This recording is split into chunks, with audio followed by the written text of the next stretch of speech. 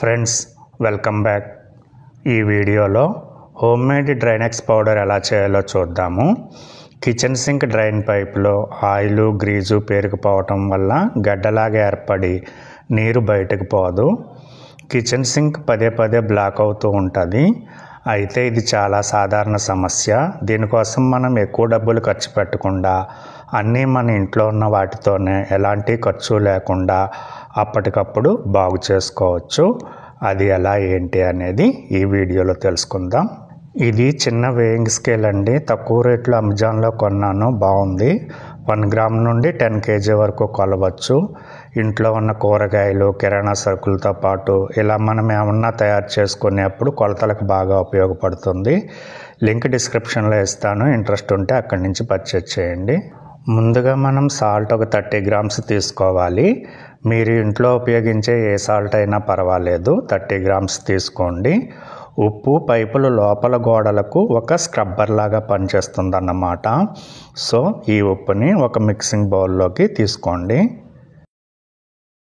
తర్వాత baking soda వేయాలి. తెలుగులో తినే సోడా లేదా వంట సోడా అంటారు. కెమికల్ నేమ్ వచ్చి సోడియం బైకార్బోనేట్ అన్నమాట.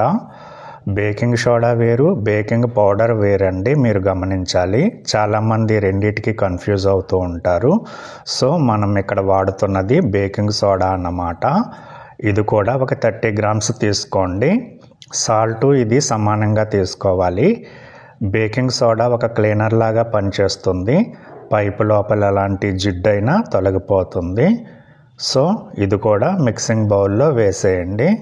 మన నెక్స్ట్ ఇంగ్రీడియంట్ వచ్చేసి సిట్రిక్ యాసిడ్, తెలుగులో నిమ్మప్పు అంటారు. ఇది మీకు అన్ని కిరాణా షాప్స్లోనూ దొరుకుతుంది. చూడడానికి సేమ్ పంచదారలానే ఉంటుంది, పలుకులు పలుకులుగా. ఆహారంలో రుచి కోసం మరియు ప్రిజర్వేటివ్గా కూడా దీన్ని ఎక్కువగా వాడుతూ ఉంటారు. అయితే ఇది కూడా ఒక క్లీనర్ లాగా పనిచేసి హార్డ్ వాటర్ మరకలను తొలగించడంలో సహాయపడుతుంది అన్నమాట.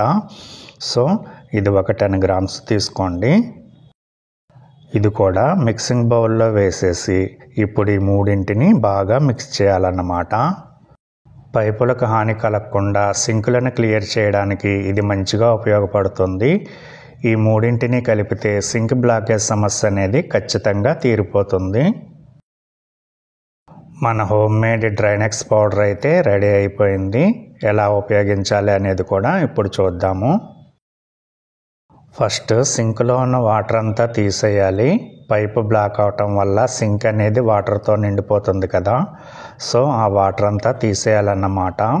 ఏదైనా స్పాంజ్ ఉపయోగించి నీటిని తొలగించండి. అలాగే ఇలాంటి సింక్ మెష్ ఏమైనా ఉంటే అది కూడా తీసేయండి. తర్వాత మనం తయారు చేసి పెట్టుకున్న పౌడర్ వేసి 1 కప్పు వాటర్ వేయండి. ఇవన్నీ కలిసి రియాక్షన్ జరిగి బబుల్స్ వస్తాయి. ఇక్కడ మీరు చూస్తున్నారు కదా, ఈ విధంగా అన్నమాట. ఇది కరిగి మురికిని మరియు పైపులోని బ్లాకేజ్ని బయటకు తోసేస్తుంది.